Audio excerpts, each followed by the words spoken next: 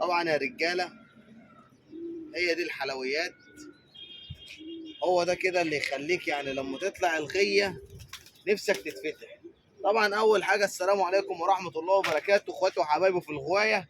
احلى مسا عليكم واجدع مسا يا جدعان على اي راجل جدع بيكتب لنا كلمه حلوه من جوه مصر، من بره مصر، من العراق، من سوريا، من المغرب. احسن مسا عليكم. طبعا النهارده الفيديو احنا هنتابع فيه الزغاليل وهنتابع فيه الاسوس بتاعتنا. النهارده فيديو في الغيه، مش فيديو على السطح. واحنا مش كل يوم بقى نعمل فيديوهات على السطح، لا هنطلع الغايه شويه، هنهتم بشويه الحمام اللي عندنا وشويه الزغاليل وشويه الحصى اللي موجودين عندنا. طيب احنا النهارده يا رجاله جاي اقول لك ان ده اهالي اللي بيربوه. زي ما انت شايف الزغلول واكل وشارب. جاي اقول لك اول ما تفتح عينك، او اول ما تطلع غيتك، ايه هو اللي المفروض تعمله؟ كل واحد يا رجاله يركز معايا، ما تنساناش في اللايك ده يا رجاله بيوصلنا لاكبر عدد من الناس. وطبعا احنا حابين نشكر الناس اللي بتخش تسرق المحتوى بتاعنا، عشان احنا ما عندناش متابعين وبيقدموه هم عندهم متابعين. طبعا الناس دي بتخش تتفرج على المحتوى وتخرج مش هتدينا لايك. ده بالعكس ممكن تعمل بلاغ عن الفيديو عشان الفيديو ما يوصلش ويبقى المحتوى ليهم. بس انا برضو حابب اوجه لهم رسالة ان انتوا ناس فاضية ما عندكوش محتوى بتقدموه. احنا الحمد لله غواي ابا عن جد واقسم بالله ما كلام. الذره اللي بنشتريها للحمام في الاسبوع بتمن الحمام اللي انتوا بتربوه. اقسم بالله الذره اللي انا بشتريها بتمن حمام الناس بتنشه، بتمن غيه حمام الناس بتنشه. ده مش كلام ولا فشخره ولا الكلام ده كله. بس ايه، احنا بس ايه يعني حابين نوضح. فانت ادعمنا، انت اخ لينا واحنا متشرفين بيك على القناه. ادعمنا باللايك، صلي على النبي في التعليقات، ادينا 5 6 تعليقات، انت مش هتخسر حاجه. كلم صحابك عن القناه خليهم يشتركوا، وخلينا نشوف هنعمل ايه يا رجاله. ركز معايا في النقطه دي. لو انت النهارده بتصحى من النوم بتروح شغلك الساعه 7 الصبح وعندك امكانيه ان انت عايش في البيت اللي فيه الغيه، ركز معايا. هتطلع الصبح بدري كده يا صاحبي، هتكلف حمامك اللي تحتيه زغاليل دب دب دب دب دب دب دب دب، تاخد بعضك وتروح شغلك. بترجع من الشغل الساعة كام؟ ركز معايا. ترجع من الشغل الساعة 2 الساعة 3 الساعة 4. هعمل ايه؟ ولا أي حاجة، هقعد لما الجو يطري، اقعد لحد ما الجو يطري وابتدي ان انا اشوف حمامي واشوف دنيتي فيها ايه. طيب انت ممكن تعمل حاجة احنا عملناها دلوقتي. ايه هي؟ اول ما انا طلعت عندي 5 6 وصوص طايرين، ركز معايا، طايرين تحتيهم زغاليلهم او انا محضن تحتيهم. فبفتح لهم القص يقوم ينزل يحدق على بيت، ياكل درايه من هنا ياكل درايه من هنا، ينزل على السطح. هو حر، رغم ان ايه، اكله وشربته وتحديقه عنده. يعني بصوا يا رجاله المكلف اهو، مليان تحديق. وانا كل ده انا جاي لك في الكلام وهوريهولك، وهعرفهولك. بس برضو الطبيعه حلوه، الشمس حلوه. امسك منه التليفون. الشمس حلوه، الشمس بتفيد الحمامتين وبتنشف الحمامتين لما ينزلوا يطيروا. طبعا بتفرق جامد قوي مع الحمام. ده بالنسبه ليك انت. تيجي بقى اخر النهار بعد ما الشمس اللي انت شايفها دي تسقط، يعني مفيش شمس خلاص الجو طره، اقوم جايب المسق اللي انا فضيتها. يعني انت هتيجي مثلا العصريه هتفضي المسق بتاعتك، هتغسلها وتركنها زي ما انت شايف كده صف جميل، وتسيبها 3 4 ساعات مع نفسها. الكلام ده انت هتعمله كل يوم يا حبيب قلبي. ليه؟ انت كده بتطهرها ويعني وبتنضفها لو فيها بكتيريات ولا اي حاجه، وال3 ساعات في الشمس هيظبطوها. وبتيجي بقى للحمام، تقوم حاطط له كلفه تانيه. ركز بقى معايا في نوع الكلفه عشان تعرف تطلع زغلولين زي الناس. ده يا رجاله زغلول بنفسجي اهو، ده بنفسجي. والتاني كان يشربوندو اهو اهو اهو. اهالي اهو، يصور اهالي كده يابا اهي، اهالي اهو. وادي الاشربوندو اهالي اهو، انا اوريهم لكم كلهم. وادي الاشربوندو اهو اهالي اهو. تمام. بصوا يا رجاله، هتلاقوا المكلف فيه دوره، المكلف فيه دوره وفيه تحديد، المكلف فيه دوره وفيه تحديد. بنسيب له الدوره كده يا رجاله قدامه. تمام. الدوره دي اللي محطوطه له امتى؟ الصبح. المفروض انت حاططها له امتى؟ حاططها له الصبح. طب انت واحد زي حالاتي شغال بالليل، يا حول الله، بتنام في شغلك، بتيجي هما ساعتين اللي بتشوف فيهم الحمامتين بتوعك. هنحلها مع بعضينا. اول ما تطلع الغيه بتيجي الساعه 3، بتيجي الساعه 4، بتكلف الحمام. بتكلف الحمام اللي تحتيه زغاليل. ركز، انا كل ده في الحمام اللي تحتيه زغاليل، ما بقولكش ولا تكره ولا حمام تحتيه حصاه. كل حاجه وليها حاجه، كل حاجه وليها حاجه. وركز معايا، ولو نسيت اللايك دوس عليه. اللي تحتيه زغاليل، وباجي المسق ماسكها غسلها واقوم ظابطها وراكنها. الكلام ده انا جاي الساعه كام من الشغل؟ الساعه 3 الساعه 4. تمام. وبفتح للكام قص اللي هم تحتهم زغاليل عشان ينزلوا يحدقوا. ودلوقتي الساعه 6 اهي الساعه 6 وتلت، الساعه 6 وتلت، يا رب تكون باينه. تمام.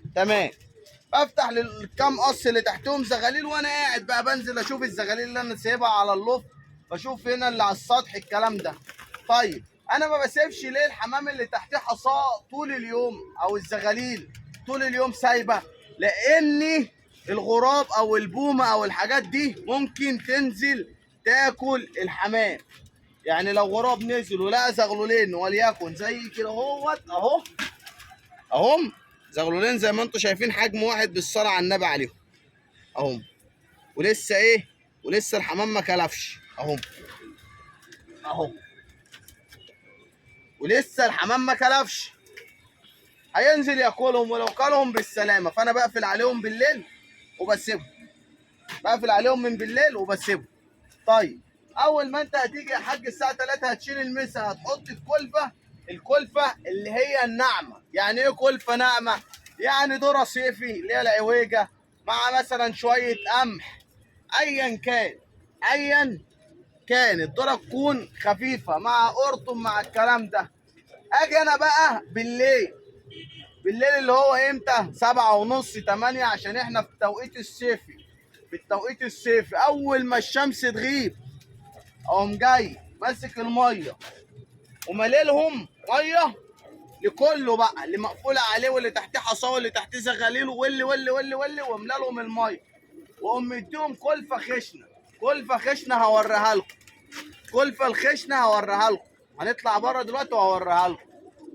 واحط له كده. انت خليت الحمام اول ما انت جيت، ركز معايا، كل ذره خفيفه لحق يهدمها في السريع وزقها، وقاعد مستني الميه عشان يزق تاني الزغلول. فانت تقوم مديله ذره خشنه وتقوم مديله الميه ياكل ويخشن ويقوم شارب ويقوم مدي الزغلول. تبص تلاقي زغلول. ما تجيش تقول لي بقى وزار ما بيزقش، يعني ما تجيش تقول لي اصل هم وزار ما بيزقوش. لا، وزار هيزق عياله، انت ونصيبك. يعني فهمني، طلع بقى عندك زغلول، طلع زغلولين، حصوايه رايقه، حصوايه اتكسرت، انت حضنت واحد، مفيش اي ولا ادنى مشكله. يبقى انت لازما تكون راجل غاوي وراجل فاهم. احنا بنوفر ونحضن من الحمام الوزار علشان نزود انتاجه، علشان ما هو بدل ما يقعد ال20 يوم ويطلع لي زغلول ويكبره لي في شهرين، لا، يبقى بقى له 3 اشهر، لا،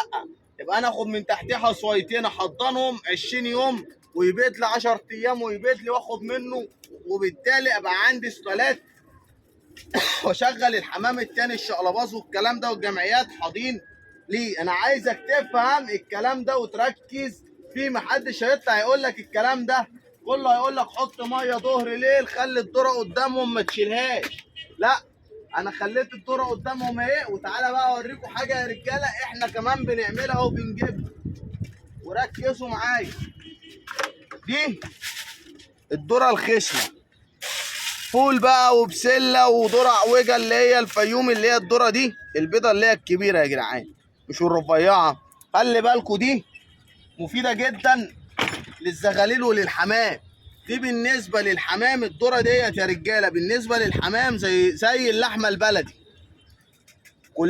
كلها فوائد. لكن الذره العويجه اللي هي الرفيعه دي بالظبط عامله زي اللحمه المستورده، ما فيهاش اي فوائد للجسم، فبالتالي القص بياكلها بيديها للزغلول. تلاقي الزغلول مهما ياكل ما بيكبرش، مهما ياكل ما بيكبرش. طيب هتعمل ايه؟ هتيجي كده بص يا باشا، شايفين ده بقى صدف بحر او محار البحر او زي ما بيقولوا عليه، واقوم حاطط شويه على الكلفه واقوم مقلب. بصوا اهو زي ما انت شايف كده. بص ده انت بتشتريه من السوق. بص التاني ده يا صاحبي ده طينه برضه بتشتريها من السوق، فيها بذور طاقه، يا رب تكون شايفها، وبذور برسيم وحاجات زي كده ايه، يا رب تكون بس ايه باينالك. طيب هل ده يا رجاله اكل؟ لا ده مش اكل يا صاحبي، ده مش اكل، ده يا باشا تحديق. يعني ما تجيش انت تقول لي ايه لا اصل انا كده كلفتهم كلفه حلوه. لا، ادي الحمام ذره وتشعرها لهم بده، او تحط مخلف. لو انت راجل ربنا مديك وموسع عليك، قوم جايب مخلف تاني، ونحط مخلف فيه كلفه ومخلف فيه التحديقه اللي انا بحطها. هتقول لي طب ممكن تضيف على التحديقه دي جير؟ اقول لك يا سلام. تقول لي طب نحط شويه طوب احمر؟ اقول لك مفيش مشكله. تقول لي طب قشر بيض؟ اقول لك شغال. تقول لي مثلا جير، رمله، فحم، شغال. المهم ان الحمامه اتحدى. ليه؟ الحمامه الوزار دي مش سايبه عندي، فبالتالي لازم انا اوفر لها حتى اللي سايب. يعني تعالوا معانا نخش جوه، حتى اللي سايب يا رجاله زي ما انا وريتك انا حاطط لهم التحديقه. تعالى اهي الارض اهي والطشت اهو، في برضو التحديقه. يعني سايب مقفول عليه هتلاقي عنده تحديقه تحت، دقل لوحده، شاب، زغلول، فرد حمام ضريب، هتلاقي التحديقه قدامه. التحديقه عندي على طول موجوده، هي كده مش غاليه. واجي بقى يا صاحبي عشان انا عارف ان انا طولت عليه. بصوا المكلف اهو، في ذره وقمح اهي، ما فيهاش فول ولا اي حاجه، والتحديقه اهي بالصلاه على النبي اهو، بالصلاه على النبي. اتنين شخاشله اهو مصور اهاليهم يا حاج، صور اهاليهم اهم يا رجاله. هم برضو اللي بيزقوا ايه عيالهم. بص بقى هو عنده ذره، بص لما تحط له دي، بص اهو زقوا له المكلف كده جوه سنه،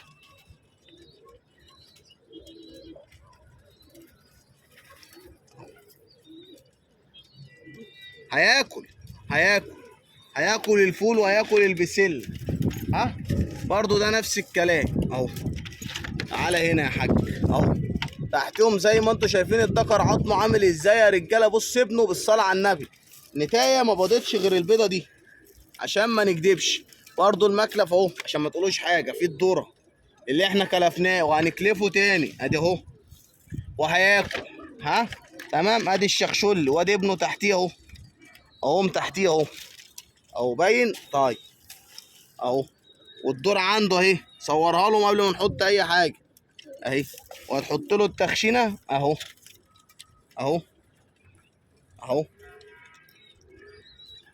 نفس الكلام. البهلوان اهو الدور عنده اهي والقمح. طبعا الذره كلها يا رجاله كانوا بيبيعوها في السوق فيها قمح اهو. بص عشان محدش يقول لي ده الذكر بس اللي بياكل ولا النتايه بس، اهو الاتنين بياكلوا، الاتنين يا رجاله بياكلوا، بس الحمام بيجي في الكاميرا بيخاف اهو. بص دول اهو الذكر والنتايه بياكلوا اهو.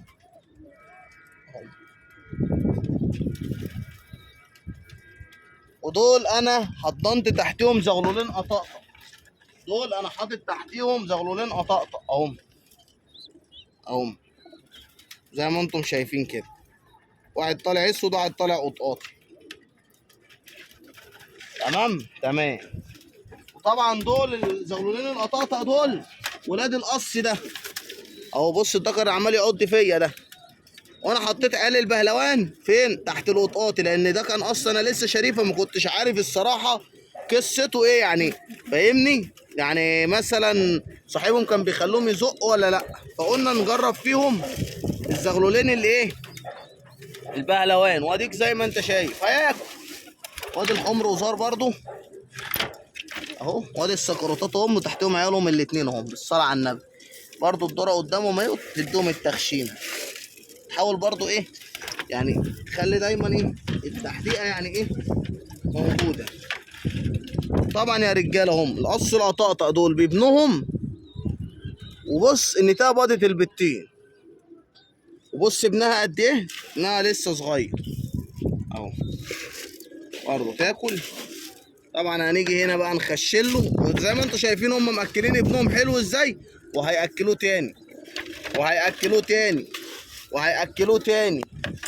وهستفاد انا بقى ان الزغلول يبقى واكل ومية مية. هستفاد انا كده، انا خدمت حمامي. خدمت حمامي ازاي بقى يا رجاله؟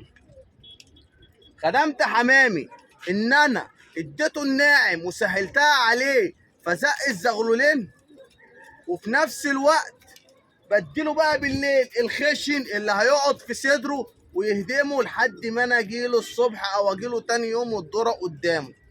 زي ما انتم شايفين هات الحمام، كل الحمام بيكلف اكن الحمام ده ما كلش، واديكوا شفتوا ان الذره قدامهم. يعني حتى لو انا حاطط الذره دي قبل التصوير المفروض ان هم كلوها فشبعوا، لا الحمام هياكل. فانا بالتالي بفرض عليك القمح والذره اللي هي العويجه والحاجات الخفيفه، ولو عيش مطحون اديله، عيش ناشف وتدقه لهم كده وتديه لهم اديله، علشان خاطر ترفع من مستوى الزق عند الحمام عندك. غير كده انت عمرك ما هتبقى غاوي، وعمرك معلش في الكلمه ما هتعرف تعمل حمامتين. عمرك ما هتعرف تعمل حمامتين. اما بقى بالنسبه مثلا للقص ده اهو اهو اهو بصوا برضو اهو زقين. خلي بالكم يا رجاله انا اللي بحط في الطواجن زبل، انا بحب من عشاق ان انا احط في الطاجن زبل اهو. بصوا النتايه امهم اهي اهي، وابوهم برضو استرالي كويس. يعني انا برضو حابب ايه اوريك اهو.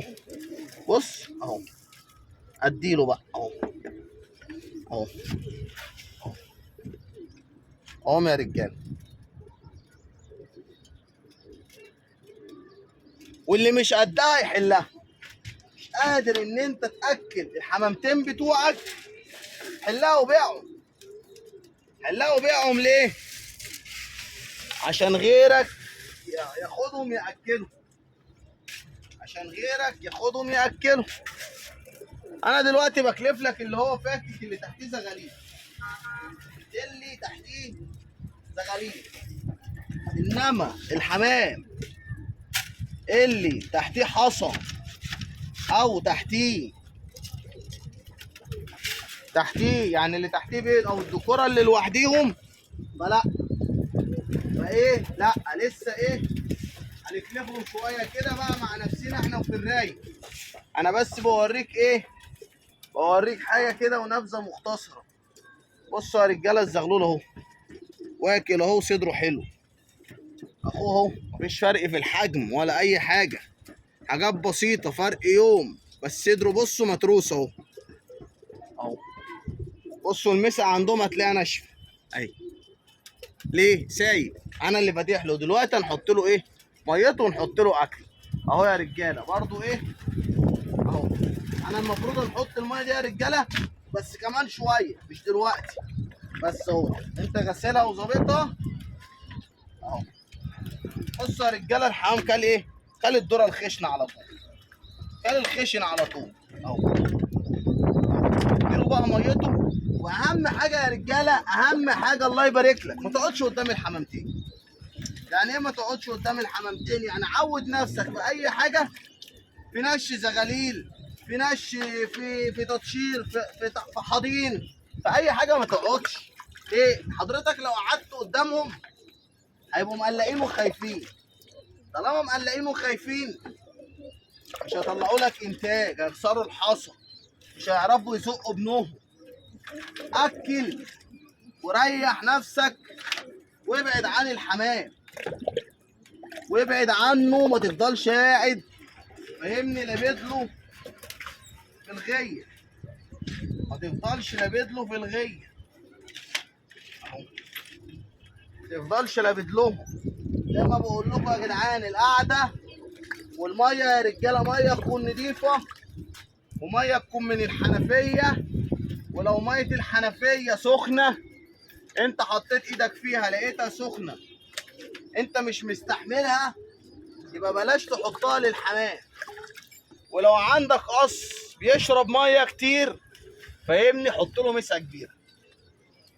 يعني انا عندي البهلوان ده طول ما هو تحتيه زغاليل المسقه الصغيره ما بتكفيهوش، ايا كان جربت معاه جميع انواع المسق ما بتكفيهوش، احط له مسقه كبيره اهو زي ما انت شايف اهو. هات الشخشوط اهو اهو، هات. كل الحمام بيشرب، كل الحمام بيشرب، وبعد ما يشرب يرجع ياكل تاني. يعني هات القطاطي بعد ما شرب عمل ايه اهو اهو، القطاطي الصابوني فوق ده بيزق عياله، هات هو بيزق عياله اهو.